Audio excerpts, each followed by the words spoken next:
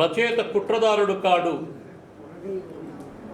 రచయితకు brand వేయకూడదు అని తన ప్రతిపాదనను వినిపించిన దగ్గుబాటి పద్మాకర్ గారికి ధన్యవాదాలు.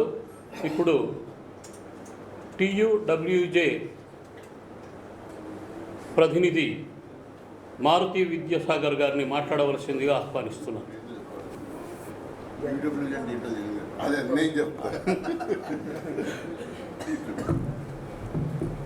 సభకు నమస్కారం.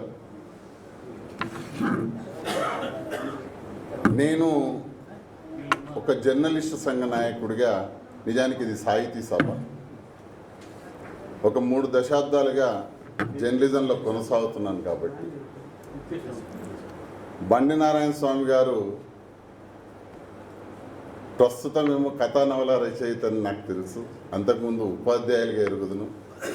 కానీ మొదట్లో తను కూడా ఒక జర్నలిస్ట్గానే తన ప్రస్థానాన్ని మొదలుపెట్టున్నారు కాబట్టి తెలంగాణ నుంచి ఆ నవ దిగ్గజానికి నమస్సులు తెలుపడానికి 400 కిలోమీటర్లు ప్రయాణం చేసి ఇక్కడికి వచ్చాను. నవదిగ్గజం అని ఎందుకు వాడుతున్నామంటే, విజయనగర సామ్రాజ్యంలో మనకు తెలుసు శ్రీకృష్ణదేవరాయ దగ్గర అష్టదిగ్గజాలుగా మన తెలుగు వాళ్ళు ఉండేవాళ్ళు. కానీ తదనంతరం అదే 16వ శతాబ్దంలో రామరాయల చెంత ఒక నవదిగ్గజంగా తాను ఉండి పరకాయ ప్రవేశం చేశాడా లేక ప్రత్యక్షంగా ఉన్నాడో తెలియదు, కానీ ఈ కడపటి యుద్ధాన్ని తను రచించినందుకు నేను నవదిగ్గజంగా అభివర్ణించాను. నిజానికి దాంట్లో ప్రధాన పాత్ర మా వరదలంకనే చెప్పినట్టు ఉత్తన్న పాత్ర ఉత్తుదేమని అనుకోవడానికి ఎందుకు వీల్లేదో ప్రత్యక్షంగా ఒక ఎగ్జాంపుల్ ఇక్కడ నేను ప్రస్తావించదలుచుకున్నాను. సరే, నిజంగా 6 శతాబ్దాల కింద ఉత్తన్న పాత్ర సృష్టించినటువంటి రచయిత ఏది తన మనసులో పెట్టి తీసుకొచ్చి ఆ రకంగా సృష్టించాడో తెలియదు. కానీ మా ప్రాంతంలో, తెలంగాణ ప్రాంతంలో పాలమూరు జిల్లాలో ఇంతకుముందే మా గోరెటెంకన్న గారు ప్రస్తావించారు, కురుమూర్తి అనే ఒక దైవక్షేత్రం ఉంది, వైష్ణవ క్షేత్రం. అక్కడ ప్రతి ఏటా దళితులు దాదాపు 1 రోజుల పాటు కేవలం పాలు మాత్రమే సేవిస్తూ, అంటే ఎలాంటి ఓన్లీ ద్రవహారమే తప్ప ఘన పదార్థాలు తీసుకోరు. వాళ్ళు తీసుకోకుండా ఒక పశుచర్మం చేత ఉద్దాలు అని తయారు చేస్తారు. దట్ మీన్స్ చెప్పులు.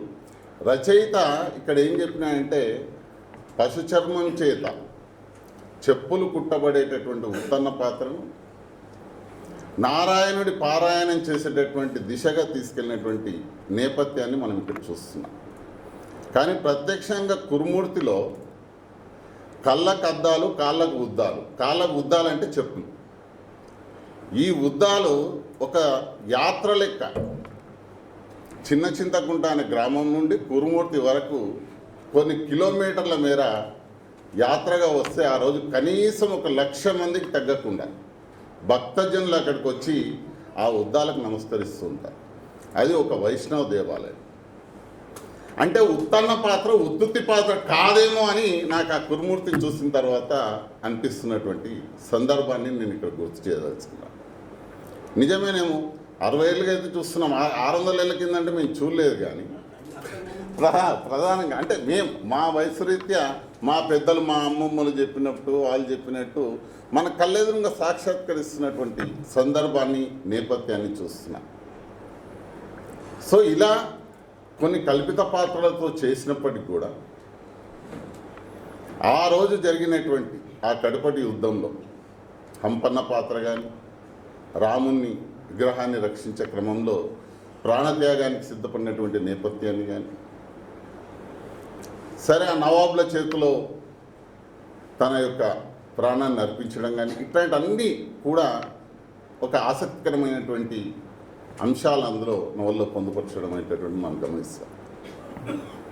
సో ఇట్లాంటి నేపథ్యాన్ని చూసినటువంటి ఆ నవలలో సరే విమర్శలు, ఎందుకంటే ఎక్కడైనా విమర్శ ఎప్పుడు వస్తుందంటే దాంట్లో సబ్జెక్ట్ ఉంటేనే విమర్శ వస్తుంది. మన వాళ్ళంతా చెప్పినారు సద్విమర్శ అని. ఈ రోజుల్లో చాలామంది సోషల్ మీడియాలో మరీ కాంట్రవర్సీని తెచ్చుకుంటున్నారు దాన్ని హైప్ చేయడానికి. ఎందుకంటే ఒక మీడియా వన్గా చెప్తా ఉన్నా, కానీ చూసేటటువంటి కోణం ఎప్పుడైనా కూడా రచయితకు ఆ స్వేచ్ఛ ఉంటుంది కాబట్టి తన దృష్టితో చూసి ఎవరైనా సద్విమర్శ చేస్తే బాగుంటుందనే విషయాన్ని మనస్ఫూర్తిగా తెలియజేసుకుంటూ, కడపటి యుద్ధం అనే నవలతో చివరి యుద్ధం విషయంలో తన రచన ప్రభావాన్ని ముందుకు తీసుకెళ్తున్నటువంటి నారాయణ స్వామి గారు, మీరు ఇంకా జంగ్ ఔర్ బాకీ హై, ఈ యుద్ధంతోనే కడపటి యుద్ధం అంటే చివరి యుద్ధం, మీ రచనల్ని ఈ యుద్ధంతోనే ఆపకుండా జంగ్ ఔర్ బాకీ హై, మీ రచనలు యుద్ధం మాత్రం నిరంతరం కొనసాగాలని మనస్ఫూర్తిగా కోరుకుంటూ నాకు ఈ అవకాశం ఇచ్చినందుకు ధన్యవాదాలు తెలియజేస్తున్నాను.